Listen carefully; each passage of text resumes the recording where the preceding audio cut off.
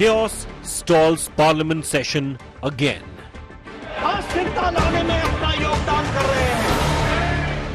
Nadda's blistering attack on Congress. BJP alleges Sonia Soros link. ऐसी संस्था को court chair करना कांग्रेस की नेतृत्व के द्वारा देश की बाह्य सुरक्षा के लिए बहुत बड़ा खतरा है. Congress refutes charge, claims bid to divert minds. They're talking about some 1994. Nobody has any record of it. The only reason they're doing it is they do not want to discuss Adani. Opposition stages another protest over Adani.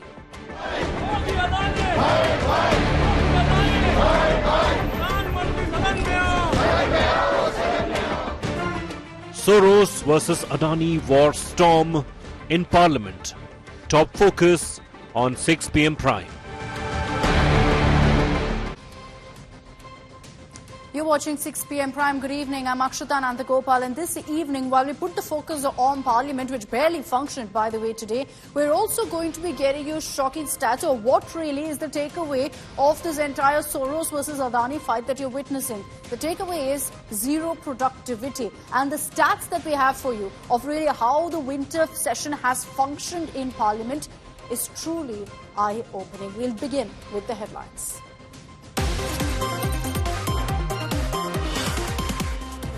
India bloc moves no confidence motion against Rajya Sabha Chair Jagdeep Dhankar. Opposition alleges bias by the Vice President.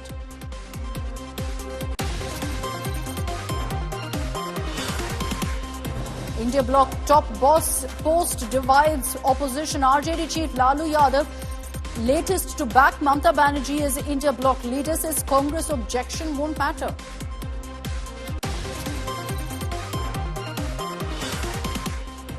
Maharashtra versus Karnataka war over Belagavi. Uddhav Sena demands union territory status. Karnataka Chief Minister Siddaramaiah calls the demand childish.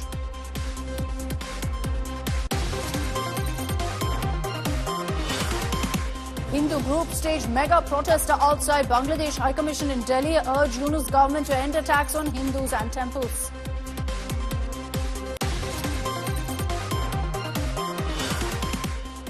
Deadly bus accident in Mumbai's Kurla. 7 killed, nearly 50 grievously injured after bus driver loses control of vehicle. Driver sent to police custody until 21st December.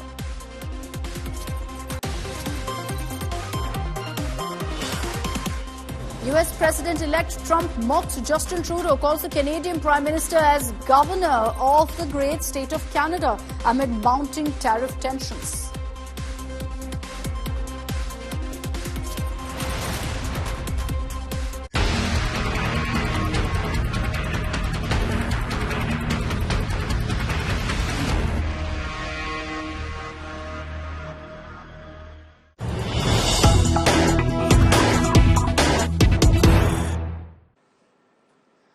And let's begin with the latest reaction that's just come in of Union Parliamentary Affairs Minister Kiren Rijiju, who's lashed out to the opposition, accusing them of stalling Parliament. He's also condemned the no-confidence motion that the opposition brought in the Rajya Sabha against Chairman Jagdeep Dhankar, against the Vice President.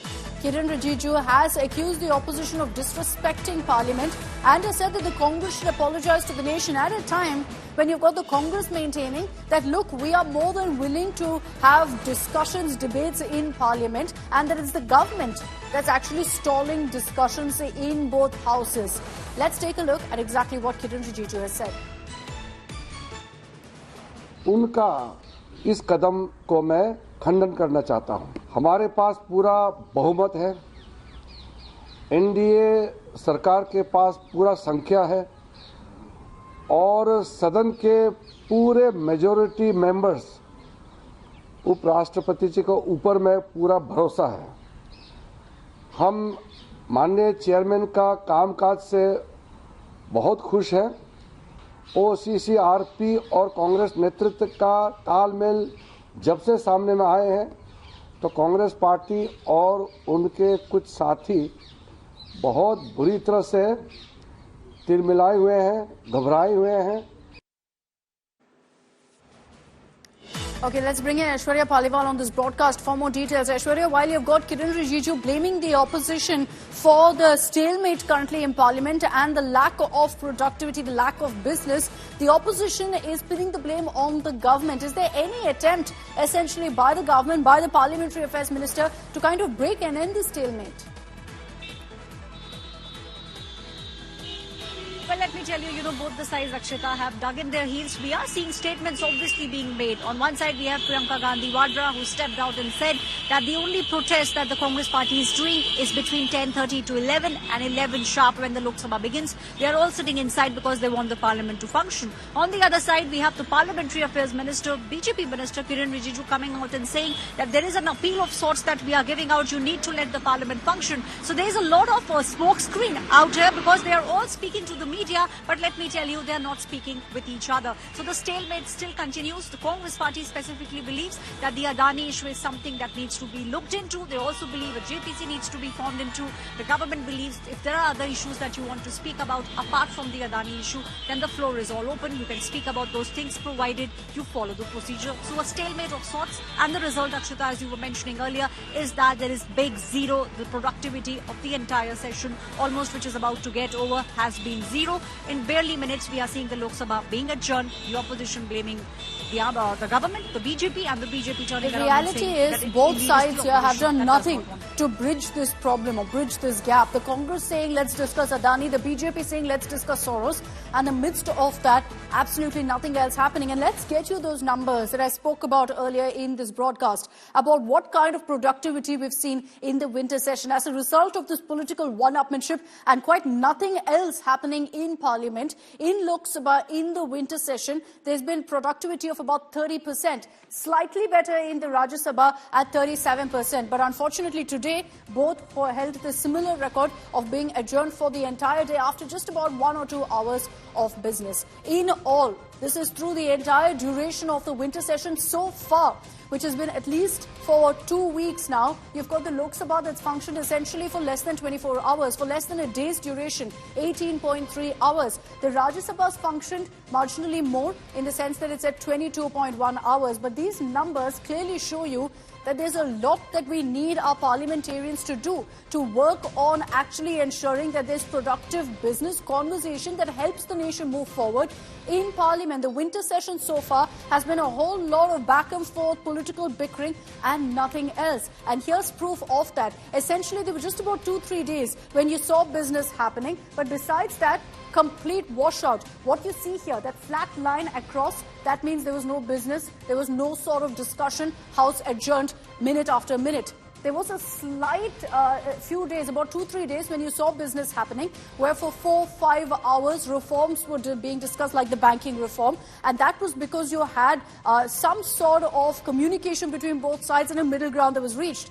That fell right through, and that's why we were back to square one in just a few days after that, where again the productivity dipped and you had one day be washed out after another, like today. Similar story in Rajya Sabha as well. Again, it's the same bracket of days you'll see in the Rajya Sabha where there was some business. The Rajya Sabha is slightly better in the sense that you have seen more discussions, more debates happening and not necessarily being completely disrupted by ruckus, chaos, protesting, sloganeering, whatnot. So marginally better, but obviously it leaves a lot of space for wanting more and for more discussions to happen. Let's hope that in the days to come, you will see that graph going up slightly. And the reason I say that is because you and I are the ones paying for this kind of a washout every single day, irrespective of whether MPs are ensuring the parliament is functioning or not. We are paying for it. Running parliament for 1 minute costs 2.5 lakh rupees. For 1 hour, it's 1.5 crores. And let me again highlight for you that the winter session is on. Even if the House is adjourned, that money still goes through. So if it's adjourned, you're still just throwing away money essentially. For 6 hours a day, the cost of running parliament is 9 crores. And for 5 days, it's 45 crores. At least 5 days, we've seen a complete washout of no discussion happening whatsoever. Now, the question that then comes up is who is to blame for this kind of colossal waste of money? Who is to blame for all of this time being wasted in Parliament?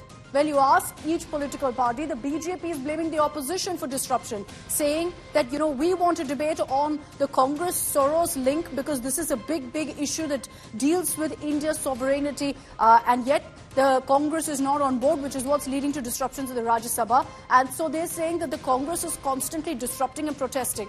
The Congress is saying we want a discussion on Adani, and that must happen on the floor of the House. And with the BJP saying that's not something they're willing to do, they are up in arms, they're standing up, they're protesting the moment the House comes in session. But they're also saying that we are allowing the BJP to go ahead with discussions on key issues. But they're saying that the ruckus is actually a BJP strategy to avoid debate. K.C. Venugopal has said that you've seen the BJP bulldoze through ruckus before. Why aren't they doing it right now? But here's where it gets interesting. The India bloc isn't in complete unity when it comes to their parliament strategy. The TMC, for example, is saying we don't care so much about the Adani issue. We want discussions on other issues. We want discussions on Manipur. We want discussions on what's happening in Bangladesh and much more. So you've got the Trinamool Congress on another side. Even they staged a walkout from the Rajya Sabha today because they've also taken on the Rajya Sabha chairman, Jagdeep Dhankar, accusing him of being biased. Samajwadi Party, again, not for the Congress agenda. They don't want to debate necessarily on Adani, but they want to debate on Sambal violence. You see a brief bit of that at the time when Parliament was functioning for the 2-3 odd days. But beyond that, absolutely nothing, which is why the Samajwadi Party is also not joining the Congress's Adani protests. The DMK has been a part of the Congress's protests on the issue of Adani, but they've also accused the BJP, saying we're willing to have discussions on several issues. One of the issues that the DMK has also been raising is the tungsten mines issue in Madurai, which they've been saying should be brought up in Parliament. It hasn't been happening, and they're accusing the BJP for that. Now, as far as the Uddhav Sena goes, they're also on the Congress's side, similar strategy where they're backing Congress on the issue of Adani, saying we must have a debate on it. They've also on the floor of the House called the entire Soros controversy surrounding the Congress nothing but a diversionary tactic. So you've got all of these political parties clearly having very different views of what's happening in Parliament. And the result of that, again, like I mentioned earlier, is that every single day there's barely any business happening. Symbolic protests happening before the start of the session, symbolic protests after in the House. The moment this House is in session, there's non-stop yelling and chanting. Aishwarya Paliwal is still with us to discuss really what could happen going forward. Aishwarya, right now the focus will be on perhaps how a Lok Sabha Speaker or the Rajya Sabha Chair can actually intervene in this matter. They've tried before, which is what led to about 2 days of business. Again now, is there a plan to try and do that starting tomorrow? Well, definitely we will see Lok Sabha Speaker Om Birla trying and making sure that he speaks with the top leaders, and that is something that Jagdeep Dhankar also did. And this is the very interesting bit, Akshita, let me tell you. At 10:30 a.m., that's the time when the floor leaders were called by the chairperson, that is Jagdeep Dhankar. He sat with them, spoke with them, and they said that, okay, we want the parliament to function. And then we saw later during the day how a no-confidence motion was being moved by the same leaders who had a conversation with Jagdeep Dhankar. So you can very well make out what the opposition wants to do. They are very, very clear that they want answers to be given from the chair, because they are alleging, Akshita, that there is a bias against the opposition leaders. This is what the top leaders of the Congress and other opposition parties, the TMC, are all saying, especially when we speak about the Rajya Sabha. So they want that bias has to go.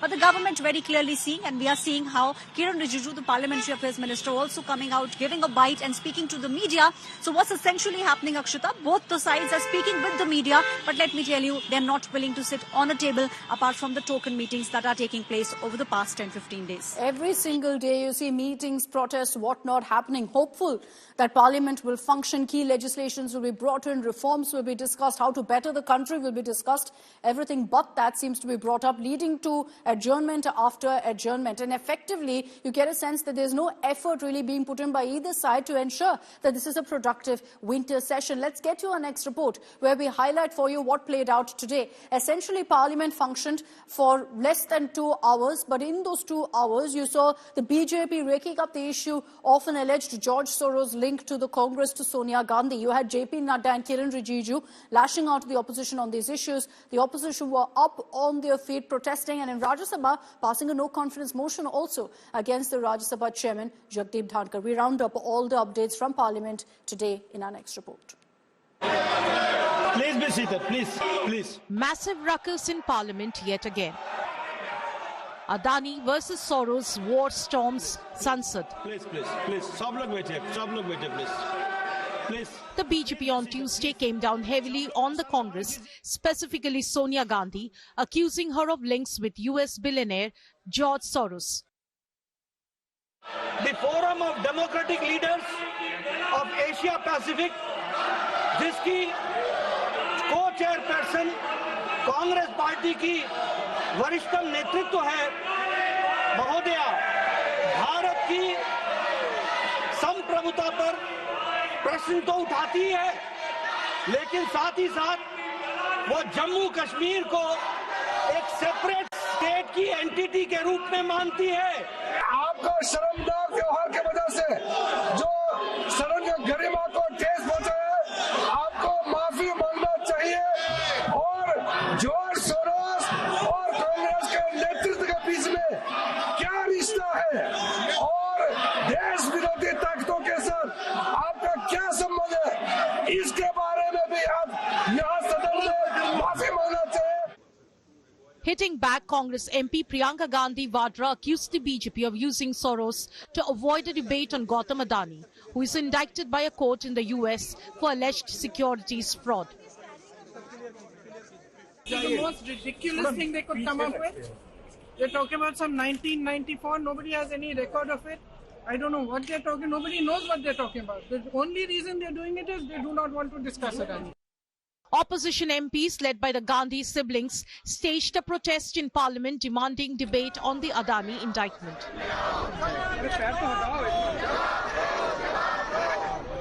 After protesting with Modi Adani mask on Monday, opposition MPs on Tuesday carried bags and wore T-shirts and jackets that read Modi Adani Bhai Bhai.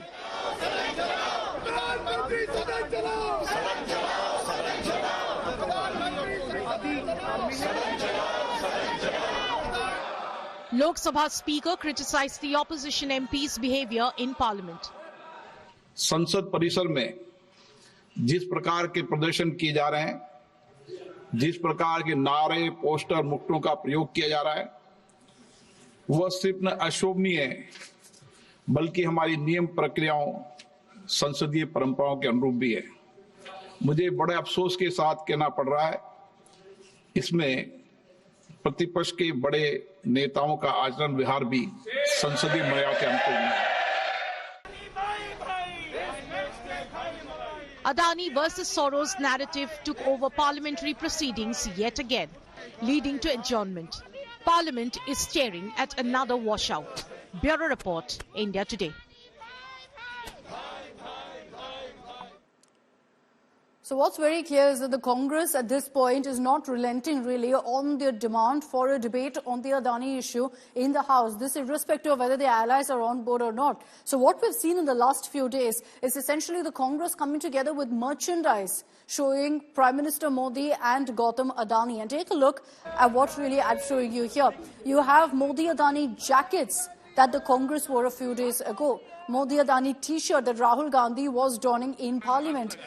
There are masks also, and you saw these masks which were worn by Congress MPs yesterday and led to a skit of sorts where they impersonated Prime Minister Modi and Adani. And today, Priyanka Gandhi, Rahul Gandhi marched to Parliament holding on to bags that had the message Modi Adani Bhai Bhai and a caricature of sorts showing Modi and Adani hugging. So this is how the Congress is upping the ante. Essentially every day before the House is in session, they stage a protest outside Parliament with merchandise, all with the messaging of Modi Adani Bhai Bhai, irrespective of the fact, of course, that the same slogan by the BRS, Revant Adani Bhai Bhai, was immediately rejected and the BRS workers were detained. But take a look at these images on your screens. On one hand, you have the Adani Modi caricature, the cartoon that the Congress has been using for the last many days as part of their masks, their T-shirts, their jackets and the bags today. And now you've got the BJP's counter with this particular video that they've put forth to claim that Rahul Gandhi is essentially a puppet of George Soros, claiming that Rahul Gandhi is acting on the directives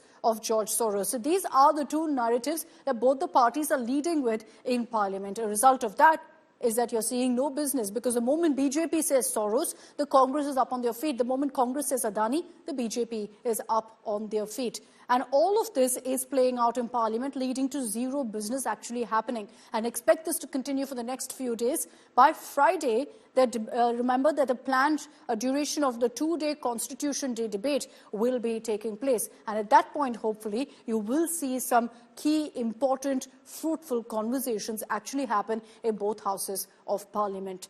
Let's get you now the other big political talking point of the day. I mentioned earlier about how in the Parliament strategy of the India bloc, there are clear divisions and a divide with regards to how the Congress is handling the Adani issue. The TMC and the SP don't necessarily agree.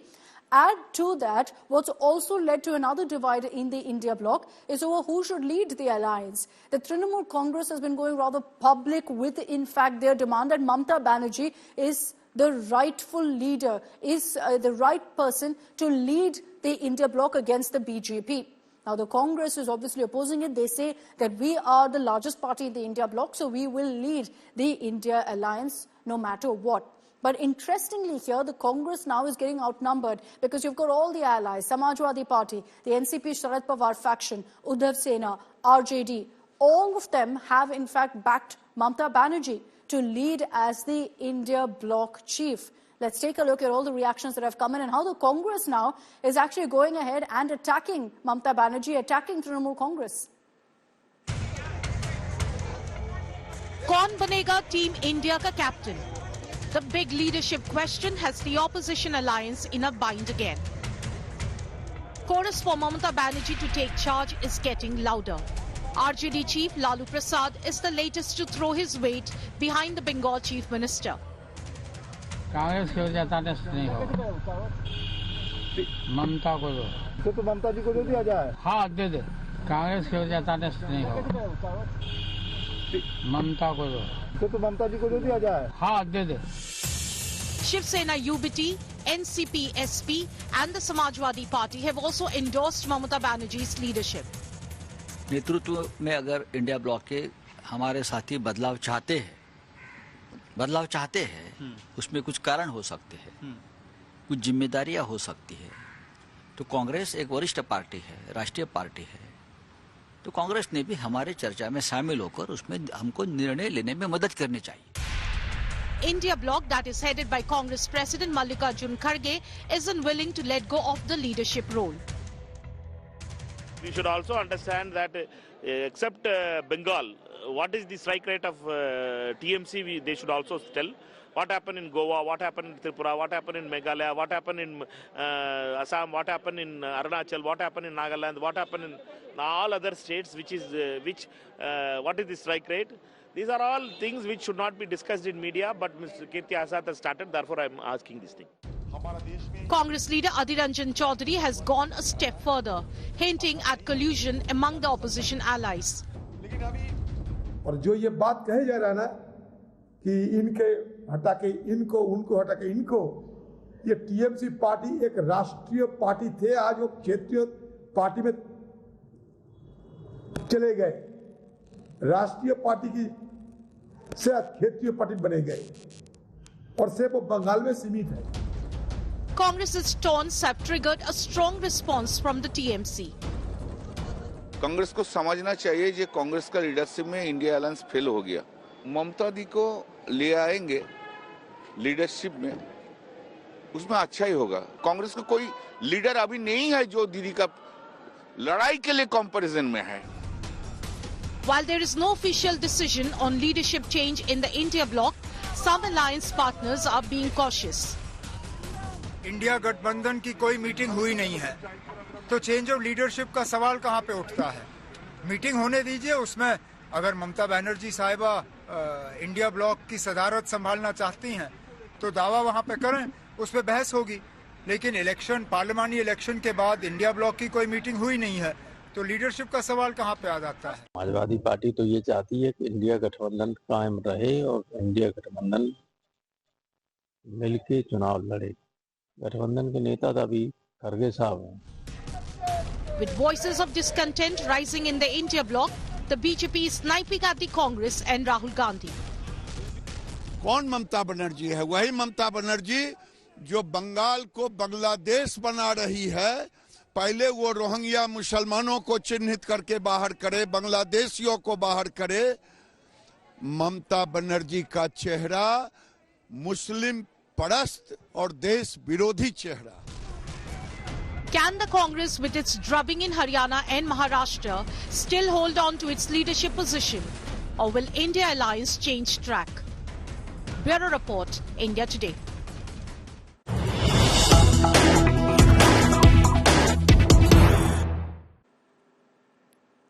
Now, amid the India bloc's questions over the use of EVMs in Maharashtra and questioning the result that's come in, the Election Commission now has confirmed that no discrepancies were found in VVPAT counting in Maharashtra. Remember, there's a mandatory amount of counting that must be taking place also. And after that, the Election Commission has said that no discrepancy was found anywhere between the candidate-wise number of votes in the EVMs and the candidate-wise number of slips in the VVPAT machines. And they've confirmed that the reports on these VVPAT slips have been brought in from all district election officers in Maharashtra, and only after checking the data, they've now confirmed that there's no question of a mismatch. The opposition in Maharashtra has been putting forth this demand, with the likes of even Sharad Pawar leading an agitation demanding that EVMs be banned. Ritvik Bhalekar is joining us with more details on this. Ritvik, this particular communication from the Election Commission at a time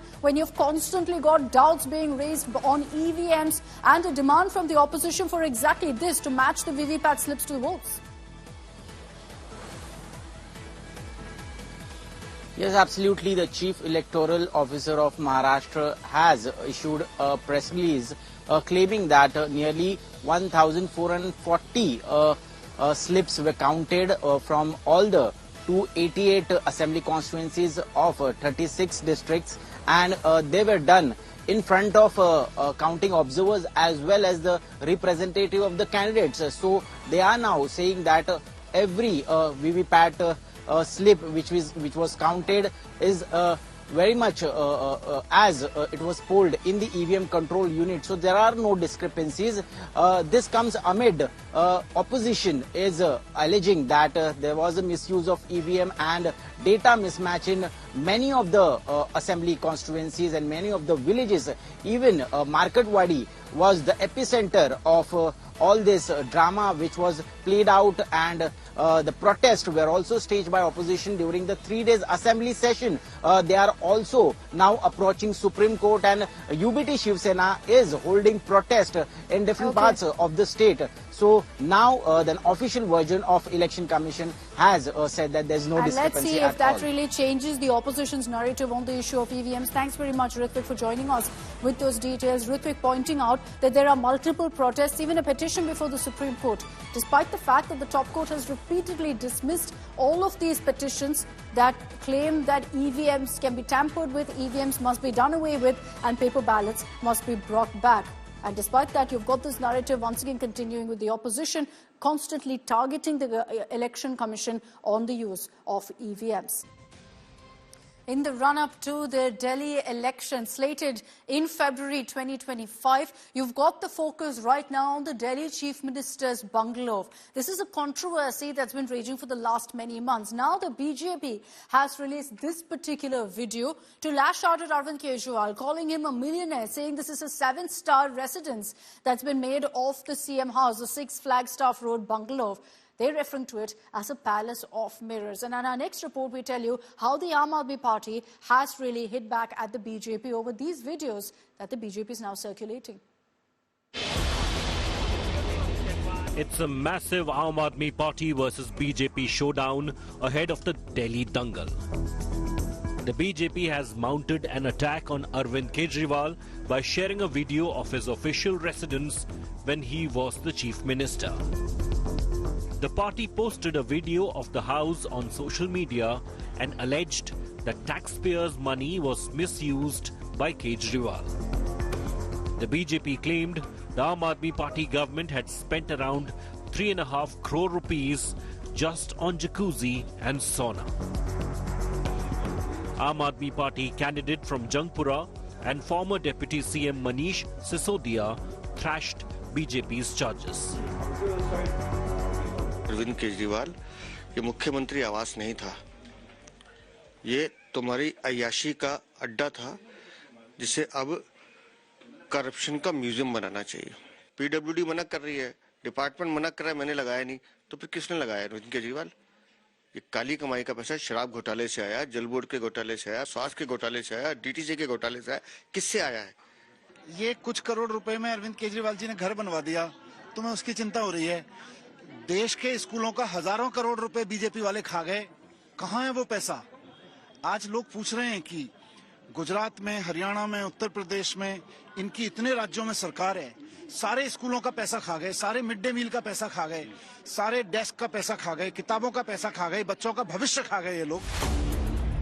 Aam Aadmi Party, which has already released names of many candidates, is accusing the BJP of orchestrating large-scale deletions of voters' names. Days after Aam Aadmi Party convener Arvind Kejriwal claimed thousands of names are being deleted from the electoral rolls in Shahadra, party leader Sanjay Singh has alleged deletion of 3,800,000 names from electoral rolls in RK Puram. RK पुरम विधानसभा के मतदाता हैं और कई वर्षों से उसी स्थान पर रह रहे हैं। यह बूथ नंबर है जहां से आम आदमी पार्टी चुनाव जीतती आ रही है। भारतीय जनता पार्टी चुनाव घोटाला करके लोगों के नाम कटवा के आम आदमी पार्टी से चुनाव लड़ना चाहती है। Meanwhile, Asaduddin Owaisi's MIM has decided to field expelled Aam Aadmi Party councillor Tahir Hussain from the Mustafabad constituency in the upcoming Delhi elections. Hussain faces charges related to the 2020 Delhi riots. तो MIM को भी लोग बहुत चाहते हैं यहाँ पे, तो लोगों ने भी हमको बहुत बोला था MIM के लिए बाकी पार्टियों की तरह धोखा ना देकर अपने साथ शामिल करके हमारे साथ इसमें वो खड़े रहे और उन्होंने हमें यहाँ मुस्तफाबाद विधानसभा से मेरे वालिद साहब को टिकट देकर उम्मीदवार घोषित करा है, तो उसके लिए भी मैं बहुत शुक्रगुजार हूँ। The BJP was quick to slam the MIM for propping up a riot accused. मैं ये कहना चाहता हूँ ओवैसी से और सभी जिहादी सेकुलर नेताओं से और पार्टियों से, ताहिर हुसैन जैसे हत्यारे के नाम पर दिल्ली के हिंदुओं को चुनौती देने की कोशिश की और दिल्ली में दंगे करवाने की कोशिश की, तो अंजाम तुम्हारी 7 पीढ़ियां याद रखेंगी। While Delhi Assembly elections are a couple of months away, parties have started work on the ground. The ruling Aam Aadmi Party and BJP are the main contenders. But Kejriwal will be wary of the Congress and other parties like MIM, which will be vying for the same votes. Today in Delhi, war woods also broke out between various political parties after AIMIM decided to give ticket to former Aam Aadmi Party leader and Delhi riots accused Tahir Hussain. Now we'll have to wait and watch how the politics in national capital are going to take shape in coming few days. With video journalist Kunj Bihari, I'm Piyush Mishra in Delhi for India Today. Now, let's also explain to you what is the cost of the refurbishing of the Delhi Chief Minister's residence, which happened while Kejriwal was the CM. This is according to the Public Works Department inventory report.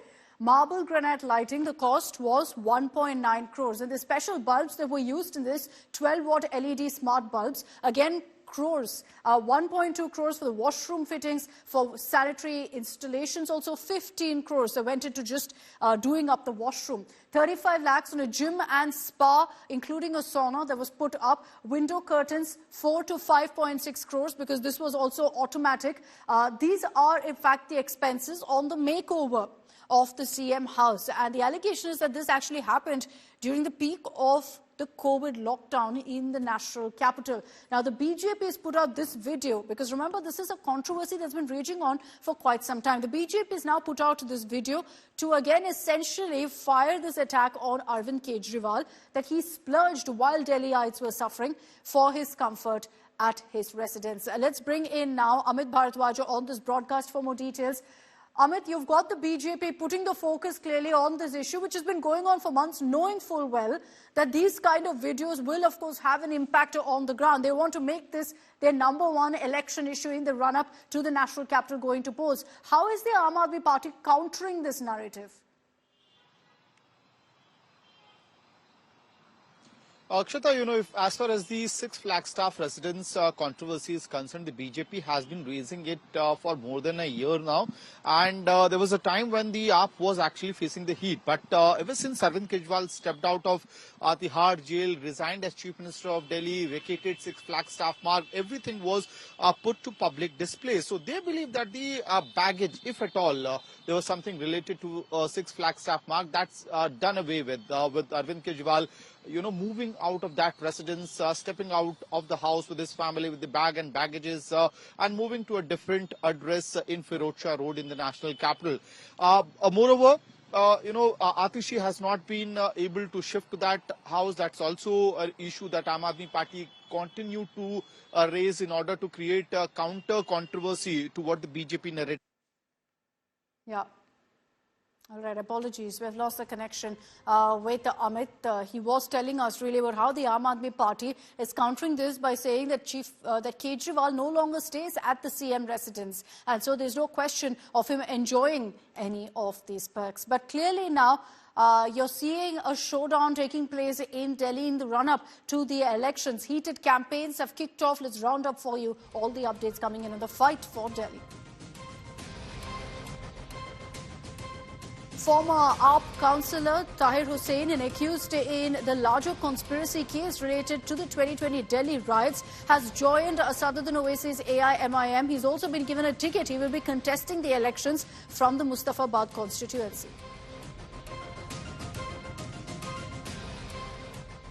AAP convener Arvind Kejriwal, while having lunch at an auto rickshaw driver's residence, announced 5 new guarantees for auto drivers, including up to 10 lakh insurance cover, 1 lakh for daughters' weddings and support for their children's education.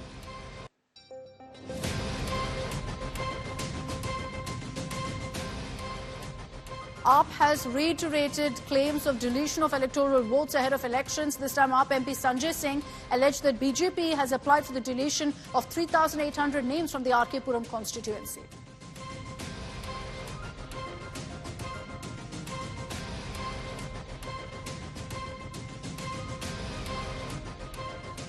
Leader of opposition in Lok Sabha, Rahul Gandhi, will hold a Nyay Chowpal at Delhi's Indira Gandhi Stadium. This comes after Congress has completed a month-long Delhi Nyay Yatra in all 70 assembly constituencies.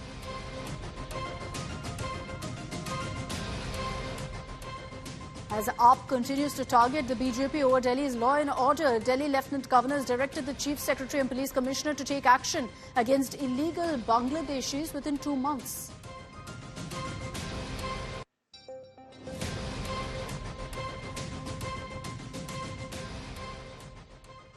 Over to news from the south. Let's focus on what's been happening in Karnataka, where in Belagavi there are 2 issues raging. Let's focus on the first one, which is the Panchamashali Lingayat community, a very politically important community, taking to the streets in a massive protest. Why? Because the community is demanding that they want quota, their inclusion in a certain reservation category that will give them more perks, more privileges.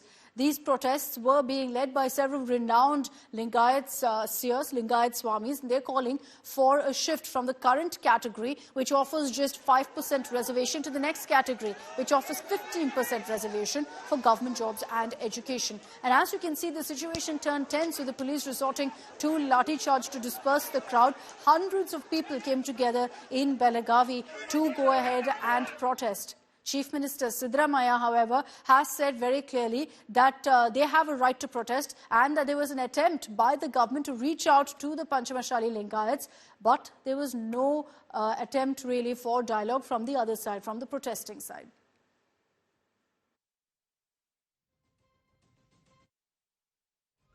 ಅವರು ಬರಕ್ಕೆ ಹೇಳಿದ್ರು ಬರಲಿಲ್ಲ. ಬರ್ರಿ ನಾವು 10 ಜನ ಬರ್ರಿ ಮಾತಾಡೋಣ ಅಂತಂದ್ರೆ ಬರಲಿಲ್ಲ. ಅಸೆಂಬ್ಲಿ ಅರ್ಜೆಂಟ್ ಆಯ್ತಲ್ಲ, ಹೋಗ್ತಾ ಇದ್ದೀವಿ.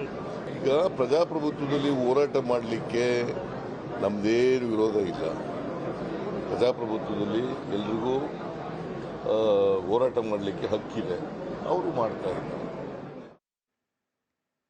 Let's explain to you why you're seeing this protest happening right now. The Panchamashali Lingayats are a very important community in Karnataka, particularly in Karnataka politics. They currently have 5% reservation under the other backward classes.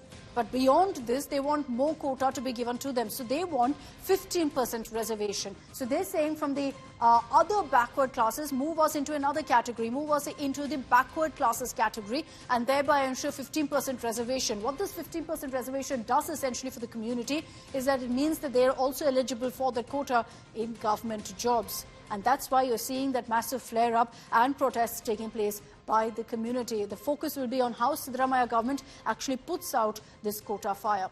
That's not the only reason Belagavi is in the news. We've been seeing a showdown between Maharashtra and Karnataka over Belagavi. Now, this has been happening for the last many years. Again, it's back in focus, and that is because of Sena UBT MLA Aditya Thackeray writing to Maharashtra Chief Minister Devendra Fadnavis, urging him to push for a proposal to declare Belagavi and also Karwar as union territories.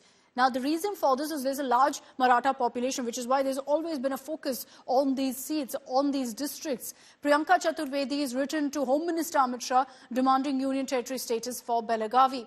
Now, the Maharashtra Chief Minister Devendra Fadnavis has also vowed to fight for Belagavi and said that there's no question of giving up on the 12 crore Maharashtrians standing behind the border. But Karnataka Chief Minister Siddaramaiah has described all of these demands, and particularly what Aditya Thackeray has said about making Belagavi a union territory. He says this is absolutely childish. ये issue Marathi मानुस जो है उसका issue है, इसलिए issue कोई party का नहीं है, ना बीजेपी का नहीं है, ना कांग्रेस का नहीं है, ना शिवसेना का नहीं है। ये इशू मराठी, इसलिए इस महाराष्ट्र में मराठी मानुस जो है उसकी बाजू लेना मुझे लगता है ये सही भूमिका शिवसेना लेती रही है, आदित्य जी ने ली है। और उसके खिलाफ कोई बात करते हो तो उसको हमको ध्यान देने की जरूरत नहीं, कौन क्या कहेगा, कौन से पार्टी का, इससे हमको लेना देना नहीं। हमारे बारे में हमारी प्रायोरिटी है कि जो मराठी मानुस बेलगांव में है, निपानी में है, कारवार में है, जो कर्नाटक में है, उसको सुरक्षितता दी जाए, उसके जो डेमोक्रेसी में जो अधिकार है उसको मिलना चाहिए। See, the demand made by Mr. Thackeray is not justifiable. See, Belagavi is an integral part of Karnataka. Not only Bharatiya Janata Party, or entire the people of Karnataka are supporting this cause. We are not against Marathas, we are not against anybody. But claiming Belagavi for Maharashtra is not justifiable.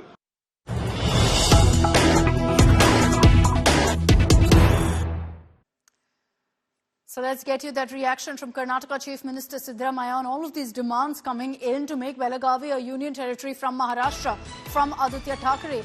Siddaramaiah has dismissed these particular demands, saying it's foolish to claim even that Belagavi belongs to Maharashtra. He's also once again declared that these are just childish demands, childish claims being made on Belagavi by Maharashtra leaders. So a dig there at Aditya Thackeray. Siddaramaiah said, don't make such childish demands. Listen in to what the Karnataka Chief Minister had to say.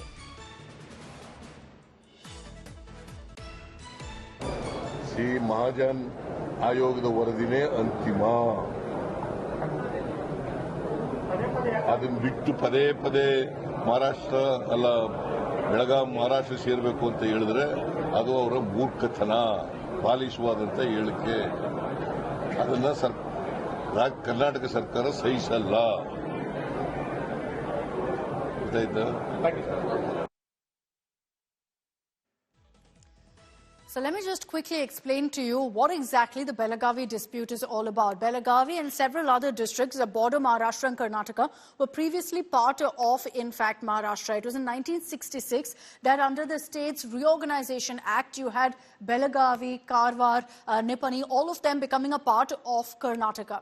Now, soon after, because you had an all-out fight happening, Maharashtra continued demanding, of course, that 865 villages be transferred to them. So in 1966, after the reorganization, the Mahajan Committee was set together. And then the report upheld Karnataka's claim over Belagavi. So Karnataka, as per the Mahajan report, would keep Belagavi as part of their state. This even went to the Supreme Court. In 2004, Maharashtra filed a petition in Supreme Court seeking again the transfer of 865 villages into Maharashtra. And again, that meant Belagavi. The government affidavit said clearly in 2010 that the transfer to Karnataka was not wrongfully done. Again, they quoted the Mahajan Committee report to mention that. 2 years ago, in 2022, the government urged against any territorial claims before the Supreme Court order. You had quite a bit of tension in the border areas between Maharashtra and Karnataka. And you also had the Karnataka government in 2022 passing a resolution in the Assembly saying we will not give up any of our land, an inch of land also will not go to Maharashtra. And in Maharashtra, you had a resolution being passed in the Assembly saying we will pursue and ensure these 865 villages become ours. So you have this internal conflict taking place between Maharashtra and Karnataka and refusing to die down. Every once in a while, it comes back up and essentially dominates political proceedings in both Karnataka and Maharashtra. And this time it's happening even while the Assembly session of Karnataka is happening in Belagavi. That's all we have time for in this edition of 6 p.m. Prime. Thanks very much for tuning in.